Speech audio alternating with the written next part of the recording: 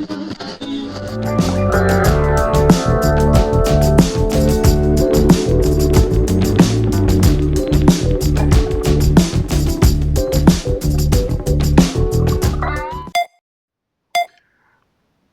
good morning. This is Ashish Behel from Good Gear Hub. We are back with our podcast series.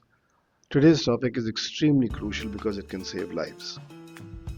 The title is 50% crashes are avoidable. How are they avoidable? Let's hear. Just picture this. You're leaning into a perfect curve, road flowing like liquid. You've seen MotoGP last night. You're feeling invincible.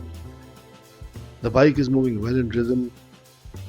And like a lot of riders, you just keep pushing yourself, and then it happens. There comes that one turn where you think you're going to make it, but you've been going faster and faster, and been braking later and later. Suddenly, there's traffic coming from the opposite side. You try and recover. You do all the worst things possible. Grip the handle too tight. Suddenly, start braking too aggressively. And in that split second, the bike slides out from under you. So today's topic, ladies and gentlemen, is approximately 50% of crashes are avoidable. Why? Because they are due to rider error. Yes, you heard that right. It's due to rider error. This is basis a study done by the Barnes firm. They are US-based injury attorneys. It's not bad luck, it's not the road, it's not an unavoidable force of nature, it's the rider who makes the mistake 50% of the time. What kind of mistakes? Let's get into it. The classics, coming in too aggressively on a turn and then bailing because you think you won't make it. You start braking too aggressively mid-curve, or you've misjudged speed, or the worst of it all, this won't happen to me. I have the world's best tires, I have an extremely expensive motorcycling machine that has this computer and that computer, and I'm bulletproof. Sadly, nobody is. And then, of course, speeding tops the list, robbing riders of reaction time when they need it the most. Alcohol, stupid as it is another killer, playing a role in 30% of fatal crashes. And here comes the absolute idiocy. 22% of deadly accidents, the rider did not even have a proper motorcycling license. And we're not going to get into, wearing riding gear, etc., because there the statistic is obscene. Approximately 80% of riders globally, and this includes commuters, etc., don't even wear riding gear.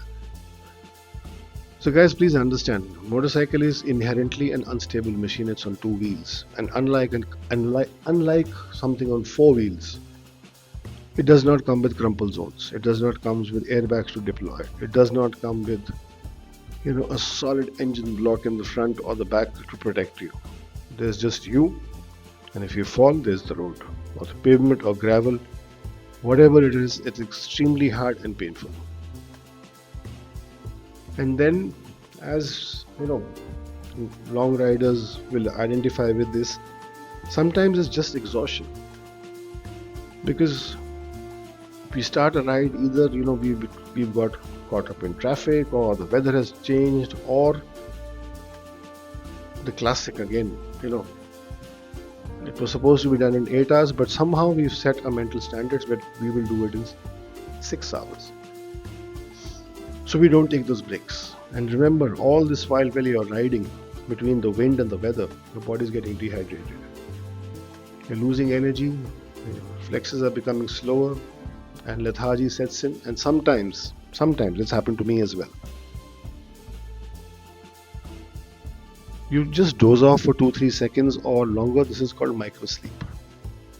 Just imagine this, you're happily cruising at whatever 60 kmph to 100 kmph, whatever it is on the highway, suddenly go to sleep for 2-3 seconds. What can happen? You do the maths and the picture in your head. Then comes fatigue.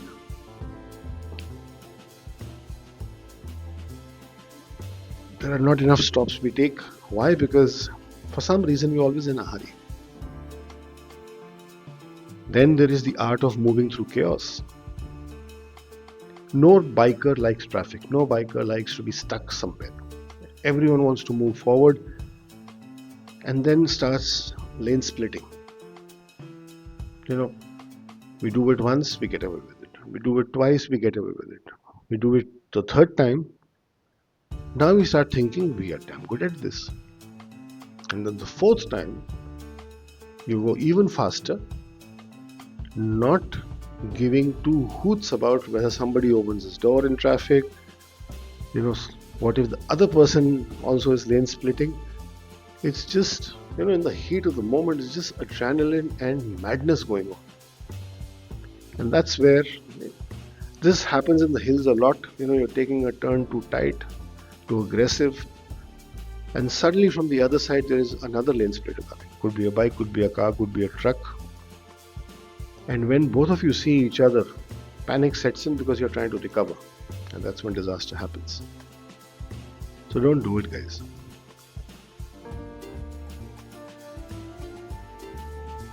Also remember,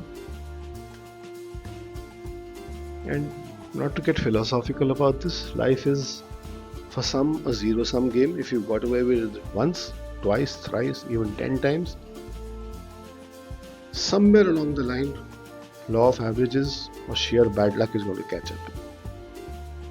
There is a reason why lanes are built. There is a reason why traffic is guided. Because inherently we want to move.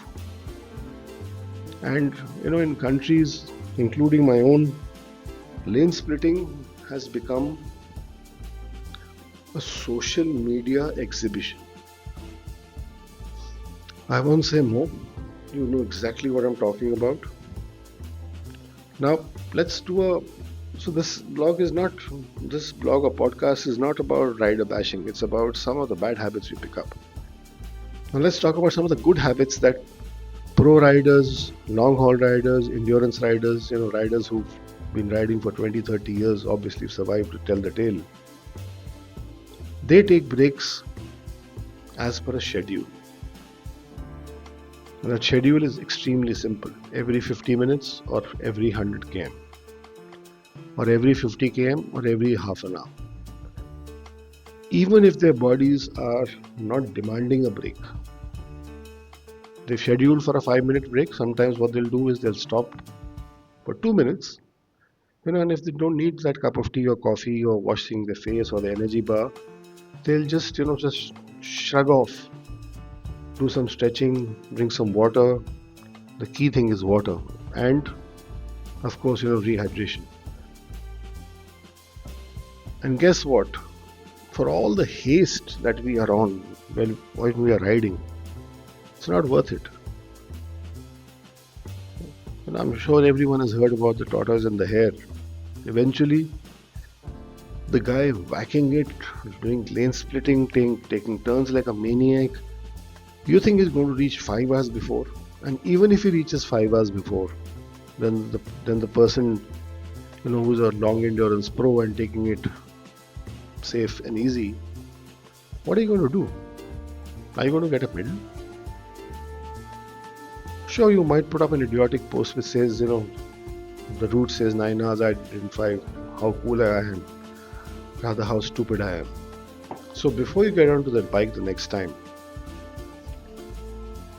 ask yourself, because the pros and the long experienced guys will do it all the time. After a ride, either the same day or the next day, they will come and do simple things. They'll check the bike. They'll clean the brake pads. They'll check for play in the brakes.